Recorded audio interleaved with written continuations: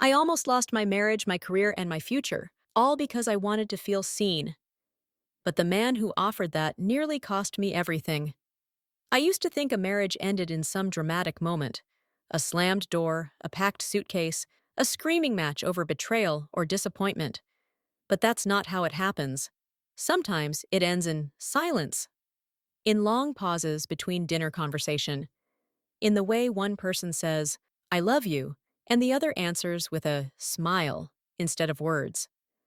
Sometimes it's in routines that used to feel safe, but now just feel like habits. That was Dominic and me. We'd been married 6 years. He was a high school English teacher, smart, principled, soft spoken. The kind of man who marked student essays with handwritten notes in the margins and remembered my coffee order even when I didn't. He still brought me flowers sometimes, for no reason at all. But we were coasting. Some days we talked about work. Some days we didn't talk at all. I worked in corporate business development for a mid-sized firm that prided itself on being just aggressive enough to feel important, but not flashy enough to make headlines. Lately, the hours had been long, the pressure unrelenting, and my ambition, once a quiet hum, had risen again like a neglected fire. I told myself Dominic understood. That love didn't need to look like candlelight every night. Marriages matured, and we were just mature. But part of me missed the warmth.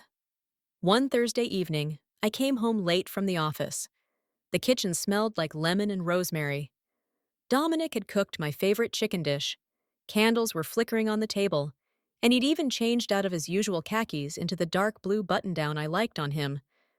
I froze in the doorway. This wasn't expected. He smiled, a little sheepish. I thought we could use a night together. No screens, no distractions. I set my bag down, guilt twisting in my stomach. Dominic, I didn't know. I'm sorry, there was a strategy meeting that ran long, and then… He waved a hand. It's okay. I should have told you. It was last minute. We sat down anyway. The food had gone cold, but Dominic reheated it. We picked at it, said a few polite things about our days, and listened to jazz humming in the background. At one point, he looked up and said softly, "You're not here anymore, Elena." I blinked. What do you mean? I mean, even when you're here, you're somewhere else. Everything is about work, your phone, your head. I tried to smile it off. It's just the season. The restructuring has been crazy. You know how it is. He nodded. I do. I miss you. That's all. I didn't know what to say. That night, I lay awake long after he fell asleep, staring at the ceiling and wondering when we'd stopped being us. The restructuring I mentioned was the source of my long hours, and the beginning of everything that would follow. Our department had a shakeup. My old manager left, and in his place came Damon Voss. He walked into our Monday meeting in a slim gray suit and a practiced smile, one that didn't echo in his voice or reflect in his eyes. He wasn't executive level, but you'd never know it by the way people shifted in their seats when he spoke. Damon had presence, a way of getting people to listen when he spoke, a charming manner that instantly put you at ease, lulled you into a sense of security. I've reviewed each of your files, he said smoothly. There's genuine talent in this room, but one person caught my eye. He turned and gestured toward me. Elena Morgan, you've got a presence most people spend years trying to fake. I felt my cheeks flush. The rest of the team smiled politely. I laughed it off with a quick thank you, but his gaze lingered just a second too long. The weeks that followed were a blur. Damon started pulling me into upper-level meetings, ones I hadn't been invited to before. He'd stand next to me during presentations, lean in to whisper, "Good angle," or "You nailed that slide," like we were co-conspirators. He dropped by my office with Starbucks, left brief notes on my reports. Strong close, loved slide 9. You're going places. I told myself it was harmless, nothing more than a superior encouraging his subordinate. It was recognition I'd earned. At home, Dominic noticed the shift. You've been working late a lot, he said one night as I came in just past 9. Quarter-end projections, I said, kicking off my heels. And the new director is intense. He likes to move fast. Dominic nodded. but I saw the question in his eyes. Is he treating you well? Yeah, I said too quickly. Damon is just a bit of a perfectionist. You know the type. But I didn't meet his gaze, and Dominic knew it, though I don't know if he understood what was happening yet. The "is he treating you well" comment might have a double meaning, but though he looked at me with concern, there was no suspicion in his eyes. Yet. That weekend, while we were folding laundry in companionable silence, Dominic said, "Can I ask you something?" Of course. Are you happy? The question caught me off guard. What? Dominic smiled and touched my hand. I'm not asking about work. I can see that you're fulfilled, even with the long hours. I'm talking about us. I paused, then gave the safest answer I could. Of course I am. Things are just busy. Dominic didn't press. He never did. Looking back now, I wonder how different everything would have been if I'd answered that question with something real. If I'd said, I miss you too, or I don't know anymore, or something's changing and I don't know why. But I didn't, and I came to regret it. Instead, I went back to work. And Damon kept showing up, always with a compliment here or a gift there. One time, he told me the story about his toxic ex-wife, delivered with a sigh and a smile. And I, quietly, dangerously, felt like someone who mattered again. I told myself it wasn't personal. The Starbucks drinks, the quiet compliments, the invitations to closed-door brainstorming sessions. It was just Damon recognizing potential. That's what he did, after all. He built people. He saw things others missed. But it didn't feel like that anymore. One morning, he stopped by my office and handed me a pen in a sleek black box. Mont Blanc, he said, almost offhand. Not a bribe, I promise. Just something to mark a leadership voice that deserves to be heard. I blinked. You didn't have to. I know, he said. But I wanted to. Damon didn't linger, just smiled and walked out, leaving me sitting there, the expensive weight of the gift resting in my hand. I didn't tell Dominic. I could have, but I didn't. It wasn't just the gifts. Damon had a way of making things sound important, of making me feel important. He started framing our conversations with vague praise and quiet comparisons. You know, he said one afternoon after a successful pitch, I've seen a lot of talent get wasted because they played small, stayed in little lives with people who couldn't keep up. He didn't say Dominic's name. The inference was obvious. I wasn't stupid. I understood what he was saying at once, but I pushed it away, not wanting to consider it. Maybe I wanted to feel important, or maybe he had planted a seed that was swelling in my heart. At home, Dominic kept trying to reach me, gently, carefully. He wasn't jealous or possessive.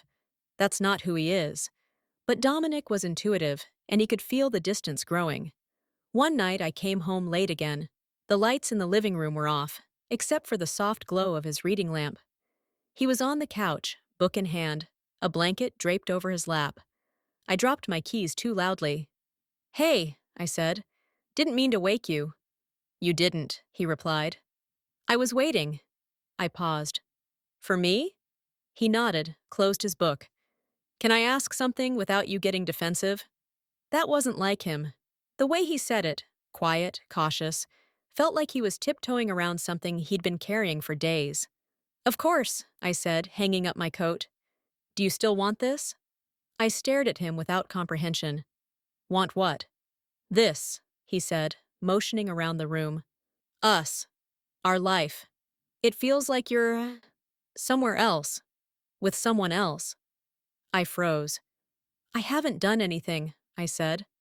I didn't say you had, he replied. But I see it in your eyes when you look at your phone. I see it when you walk in late and your first smile isn't real. I see it when you laugh at something you never tell me about. There was no anger in his voice, just a quiet ache, as if he was already mourning what we hadn't admitted was already dead. Feeling the weight of everything, I sat down next to him. I don't know what's happening, I admitted. I feel like I'm being pulled in two directions. One is safe and known and loved, and the other is new. And I don't know why it matters so much to me. He looked at me for a long time, then said, maybe it's not about him at all. Maybe it's about what you feel you've lost. Though I didn't notice it, his use of the word him should have screamed that he already suspected. That night, we didn't fight. We didn't even cry. We just sat, side by side, in the stillness. Two people who didn't know how they'd gotten so far apart. The next day, Damon invited me to lunch, to decompress after the client meeting. I almost said no. Almost. But then I said yes. We didn't go far, just a quiet sushi place near the office. Damon didn't touch me, didn't flirt. As we sat in the restaurant, he just asked questions, listened, and laughed when I made jokes. He told me I had executive instincts. And then, as we were walking back, he said, "Do you ever feel you've outgrown your life, Elena?" I stopped. "What?" "Not in a bad way," he backtracked. "Just like you're playing a role that used to fit but doesn't anymore. Like maybe you need to turn a page and start writing a new chapter." I didn't answer, not because I didn't understand, but because his comment struck a chord. He smiled. "Never mind, just a thought." But it wasn't just a thought, it was a hook. And for a few seconds, I let it settle. That weekend, Dominic suggested we take a brief trip, just the two of us. "A reset," he said, but I told him I had a deadline, that things were tight. Now wasn't a good time. It was a lie, of course. I just couldn't bear the thought of pretending in a romantic setting, and Damon's comments had found fertile ground, the weeds sprouting to choke off my heart. Dominic nodded, but I saw the disappointment behind his eyes, and I hated myself for being the one who put it there. He didn't bring it up again, but I felt him grow even quieter, as if he was waiting for the final blow. Later that night, I looked through my old photos, ones of us hiking in Colorado, dancing barefoot in the kitchen, laughing over burnt pancakes. I remembered who we used to be, but I also remembered what Damon said. "Maybe you're playing a role that doesn't fit anymore." The worst part? I didn't know if he was wrong. The invitation to the conference came 2 weeks later. Leadership intensive, Damon called it. You'd be stupid not to go. It was out of state, a 3-day trip filled with workshops, panels, and networking events. I hesitated when the email landed in my inbox, but Damon leaned against my office door and smiled. "You'll shine," he said. "I made sure your name was on that list. Trust me." And just like that, I said yes. When I told Dominic, he didn't protest. He didn't say much at all. But I could tell from the way he looked at me that he saw more than a simple leadership conference in my weekend away. "You'll do well, Elena," was all he said, his voice gentle, filled with a quiet ache that caused my heart to thump in my chest. "I just hope I'm still part of your story when you do." The heartbreak in his voice almost undid me, like he knew how torn I was. Dominic turned away and went to his office to grade papers, leaving me staring at the spot where he stood. I almost went to him, confessed all that was in my heart, my love and my desire to fix what lay between us. But I didn't. Instead, I went to bed, lay awake until long after Dominic joined me. I don't think he slept any more than I did, but the gulf between us was far too wide for me to bridge, especially when I felt so confused. When I left for the airport on Friday morning, the last thing Dominic said to me was, "I hope this weekend gives you the clarity you're looking for." It was a final plea for me to remember us, like he didn't expect me to return.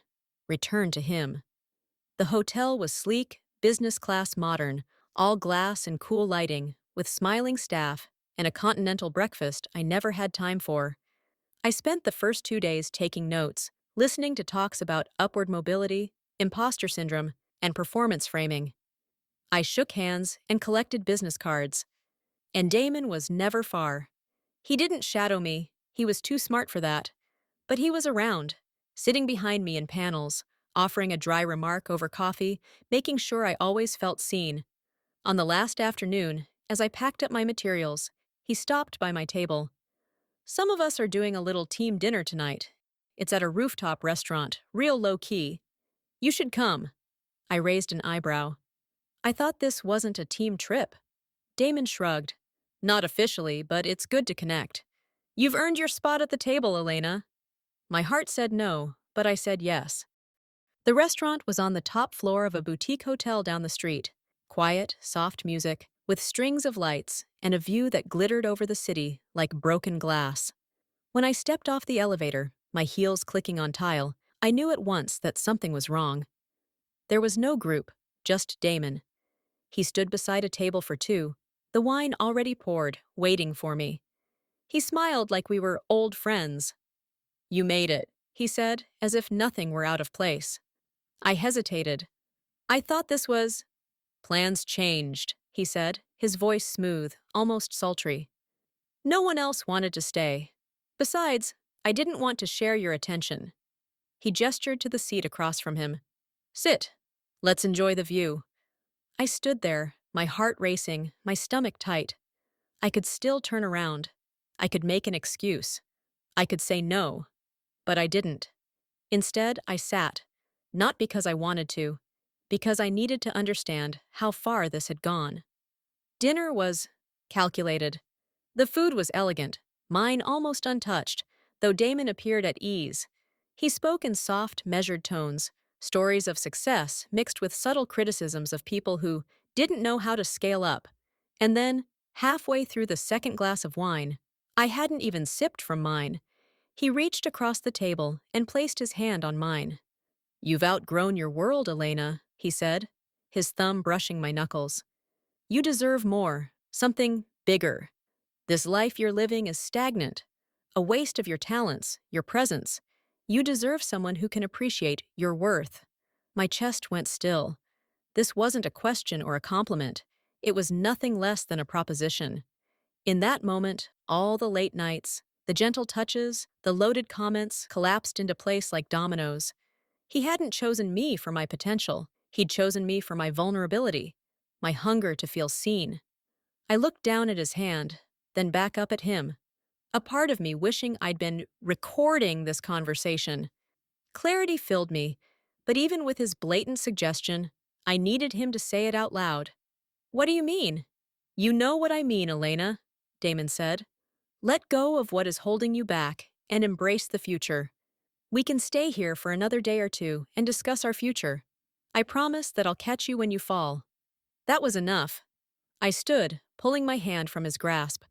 For a moment, I wondered if I should say something, push back against his blatant manipulation, his lies disguised as concern. Then I knew it would make no difference. To Damon, I was a challenge, perhaps a notch in his belt. He cared nothing for me. He cared for the conquest. Instead, I turned and walked away, saying nothing, leaving no explanation. I let my silence speak for me. I heard him call my name behind me, soft, curious, but not angry. He was shocked, like he couldn't believe I'd chosen the door over the table. But I didn't stop. For the first time in months, I felt like I had done the right thing. That choice did not fix everything. No, the real work was about to begin, and I needed to initiate it. If I didn't, I would lose everything. At the airport, I found a corner gate and curled into a seat like I was trying to disappear. My heart hadn't stopped pounding since I left the rooftop. I could still feel his fingers against mine, not forceful, just confident, like he held all the answers, and I was asking nothing but questions. Damon had been so sure I'd say yes. That was the part that made me sick.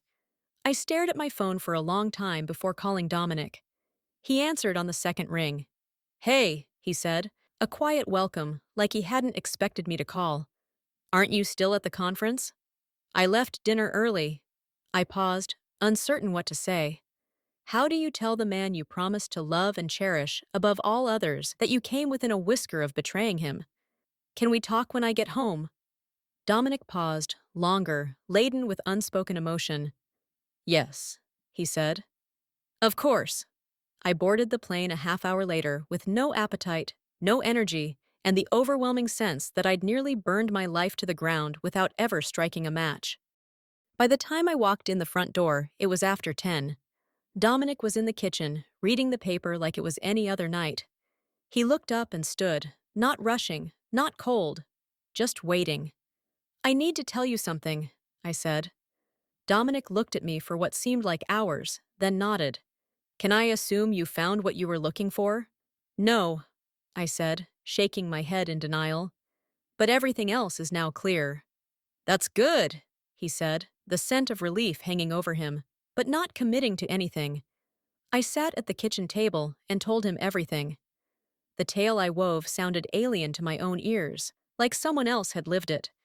Dominic deserved the truth, so I told him everything. Damon's subtle escalation, the compliments, the pen, the wine, and finally, the rooftop. I told him how I felt. About myself, about my job, about the loneliness that had crept in like smoke under a door. Above all, I told him I hadn't crossed the line, though I wondered if Dominic would see it as a betrayal anyway. I didn't accept his offer, but I wanted to, I whispered. Part of me did. I didn't go looking for it, but I didn't walk away either, not right away. Dominic sat across from me, his hands folded on the table. He didn't raise his voice. He didn't accuse. For an endless, torturous moment, he remained impassive, taking everything that had happened in and absorbing it. Then he looked at me. Thank you for coming home before it became something else. That took real courage. Aren't you angry with me? I asked. Dominic shook his head. To be honest, I'm disappointed because I know you are better than this. I know you are far more capable of spotting someone like Damon and putting him in his place. But I understand that I'm partially to blame. We both allowed ourselves to drift, Elena. It doesn't seem like it now, but I think this could become the best thing that ever happened to us if we handle it right. Elena's heart squeezed her chest, for the first time filling with love for this wonderful man. We can. We must. I won't lose you now that I've irrevocably chosen you. For the first time since I returned, Dominic smiled. Then let's make sure what Damon offers is never more tempting than what we share. Do you think I should resign? I asked as we lay in our bed that night. I don't think I can go back and pretend nothing happened. Dominic insisted on holding me, saying we needed to begin our healing that night, not wait for something else to pull us apart. We did nothing more, but that was enough. I hadn't realized how much I missed it. Dominic surprised me. Don't run, he said. Not yet. You shouldn't be the one to retreat. Damon is at fault. Call his bluff. If he takes things further, you can push back. Take it to HR. Put the heat back on him. Okay. The next week, we started couples therapy. The morning after the conference, I walked into the office, half expecting the air to crackle with tension, but everything was normal. Damon passed me in the hallway and nodded like nothing had happened, though I could feel his eyes on me, assessing, calculating. Great showing at the summit, he said casually. You impressed more than just me. He didn't mention the rooftop, didn't reference the hand on mine, or the way I'd walked away without a word. I said nothing in response, and that became the pattern. When I had no choice, I spoke to him about work-related matters, but other than that, I said nothing. For the first few days, it stayed that way, calm, professional, distant. I told Dominic everything. He didn't say I knew it or I told you so. He just listened. Then he said, You did the right thing. And when I told him I wasn't sure if it was over, he said, He's not the kind that lets go. Be careful. I wanted to believe it had ended with that rooftop table, but Dominic was right. The shift came slowly. The first sign was a meeting invite that didn't arrive. Then there was another, an important meeting, where decisions were made that I needed to understand to do my job properly. When I asked a teammate about a strategy session I'd heard mentioned in the break room, she looked at me, surprised. Weren't you looped in already? I wasn't. I checked my calendar again. Nothing. At first, I thought it was a fluke. Someone forgot to CC me, a scheduling oversight. But it happened again, and again. My name disappeared from a shared project board. My draft proposal for a client pitch was replaced with another version, one I had not reviewed. I felt invisible inside the very rooms I'd been climbing toward for months. And Damon? He was always polite, always professional. When confronted by my silence, he gave up trying to talk to me, but his eyes followed me wherever I went. I felt uncomfortable. The exclusions escalated. At home, I started keeping a log. Late at night, with Dominic sitting beside me, I noted the missing emails, the unexplained reassignments, the conversations I was no longer part of. I don't think he's punishing me exactly, I said one night. It's more like He's reminding me that he can take everything away. Dominic leaned forward. That's not subtle. That's calculated. I can't prove it, I said. It's all just shadows. He tapped my pen, the pen that Damon gave me, doing its part to orchestrate his downfall. Then let's catch the shadows. Write it down. Still, I showed up. I kept smiling in meetings when Damon included me, kept delivering strong work even as it disappeared from internal credits. And through it all, Damon stayed just far enough away to appear innocent. But his message was clear. You walked away, and I can make you small again.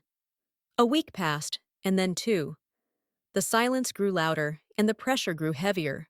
Until late on a Tuesday night, the email arrived. Subject: Strategic Touchpoint. Q4 adjustments. We need to regroup before the next phase rollout. Can you meet after hours tomorrow? There was no explanation, no agenda, just an after-hours meeting I knew meant one thing. Damon was testing me, trying to figure out how far I was willing to go, how much I would resist. Maybe he was even thinking he could persuade me if he tried once more. I also considered the possibility he was ready to escalate to coercion. I stared at it for a long time, my fingers hovering over the keyboard. I thought about the rooftop, the wine, and the way he'd reached for my hand like it already belonged to him. Then I hit reply. Confirmed. That night, I told Dominic. He wants to meet, late, just us. Dominic's expression didn't change, but I saw the tension creep into his shoulders. Do you think he's going to try again?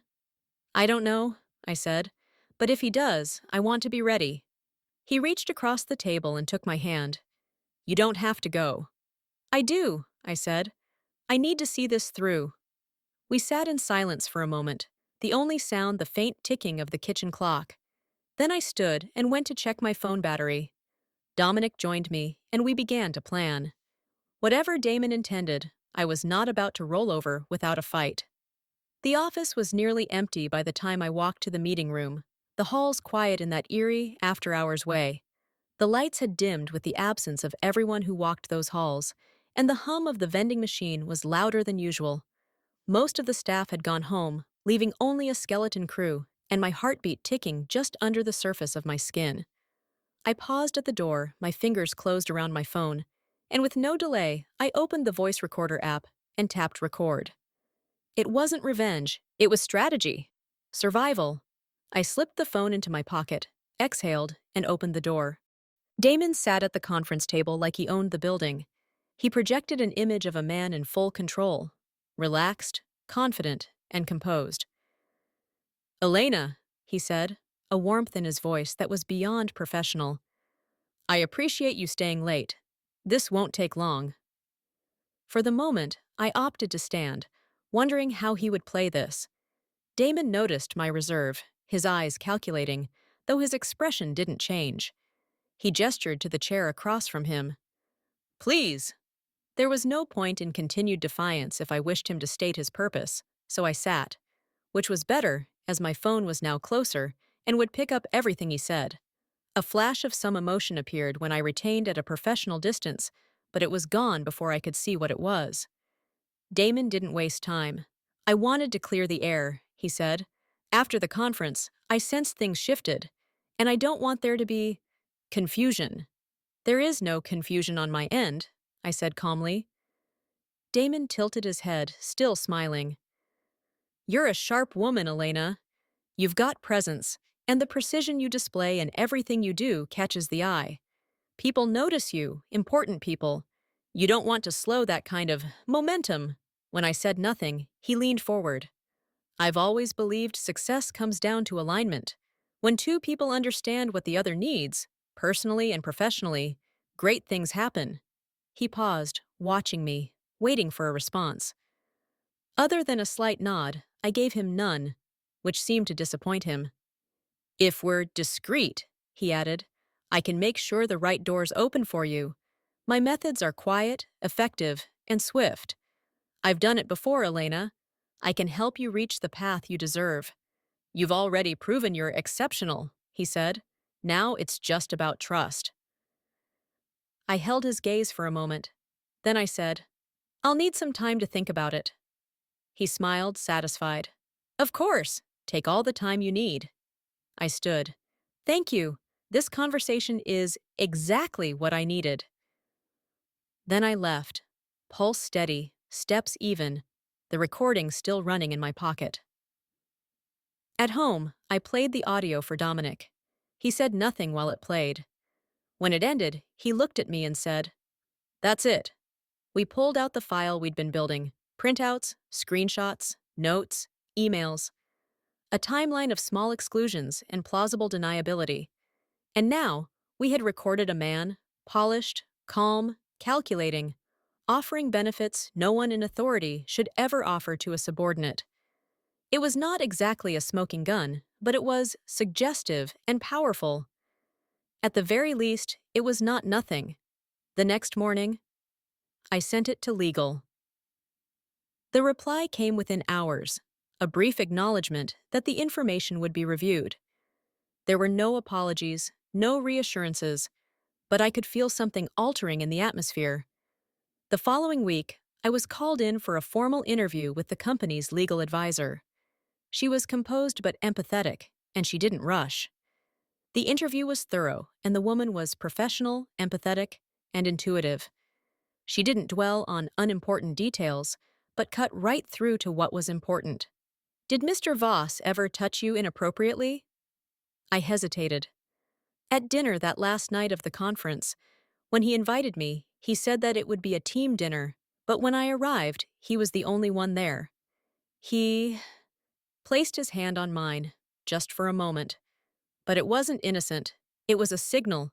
He was staking a claim. She nodded, took notes. Were there other patterns of unwanted contact?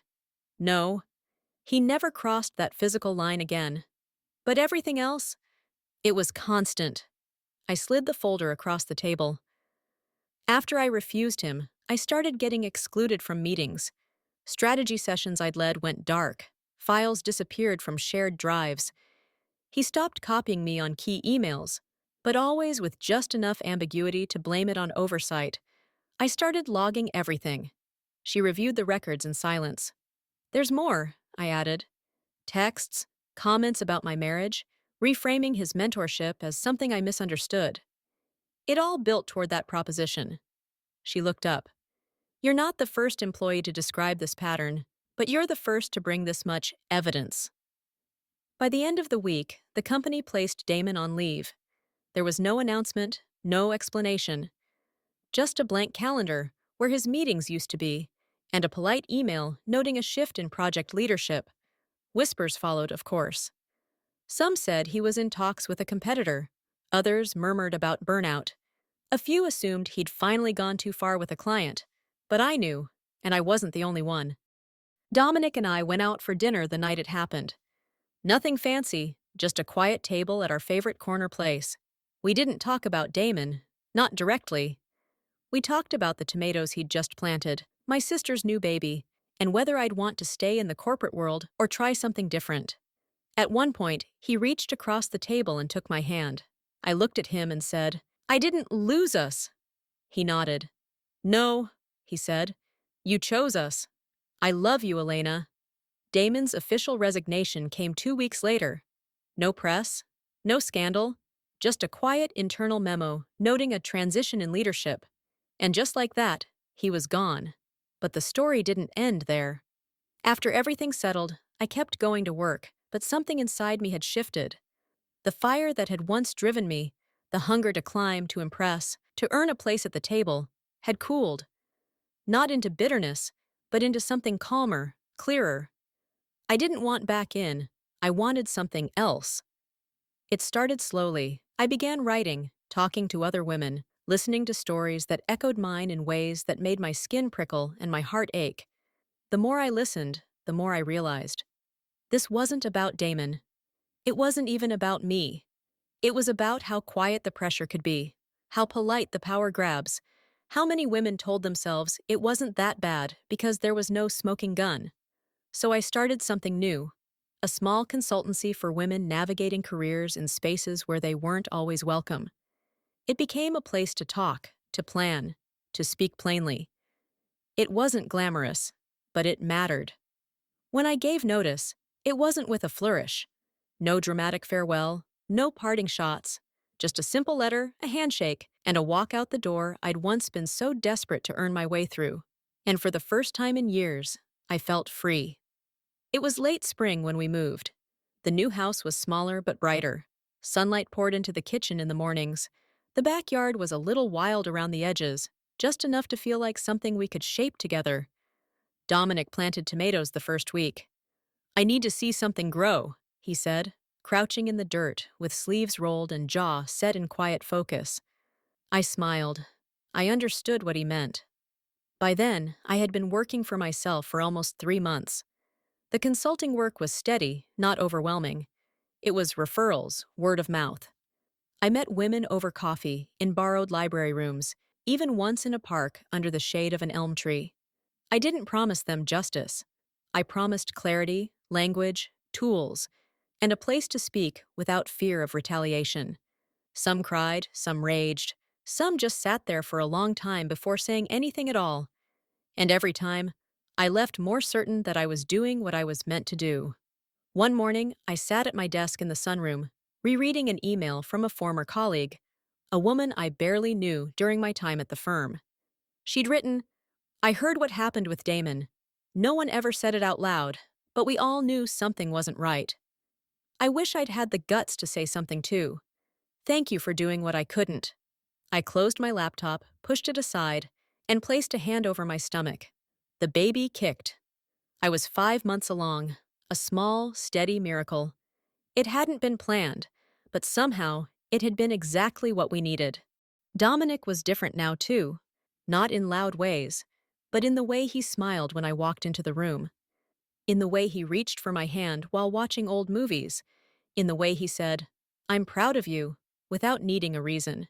We were softer with each other, not fragile, just aware, and very much in love, like we hadn't been since the early days of our marriage. We had almost lost everything, but we hadn't. That afternoon, we sat in the backyard, the air warm and heavy with the scent of new earth. Dominic stretched out in a lawn chair, reading a novel with a worn cover. I was beside him, feet bare in the grass, one hand resting on my belly. I turned toward him. "Do you ever think about what would have happened if I hadn't come home that night?" He didn't answer right away. Instead, he closed his book, marking the page with his thumb, his eyes considering. "Sometimes," he said, "but not for long." I raised an eyebrow. "No?" He looked over at me, really looked. "I think more about what we almost lost, and how we didn't." The wind picked up, rustling the leaves. Somewhere down the street, a child laughed. A bird landed on the edge of the raised garden bed, then darted off again. I leaned my head back, eyes closed, heart full. There were things I would never forget. The rooftop dinner, the silence that followed, the slow ache of watching something beautiful slip away. But those things didn't own me anymore. They shaped me. And then I chose something else. I chose to stay, to speak. I chose love, not just the love that held me through the worst, but the kind that rebuilds after the storm. And in that backyard, beneath a sky that promised new seasons, I felt it growing all around me. Original heartwarming fiction every week. Subscribe for your next great story.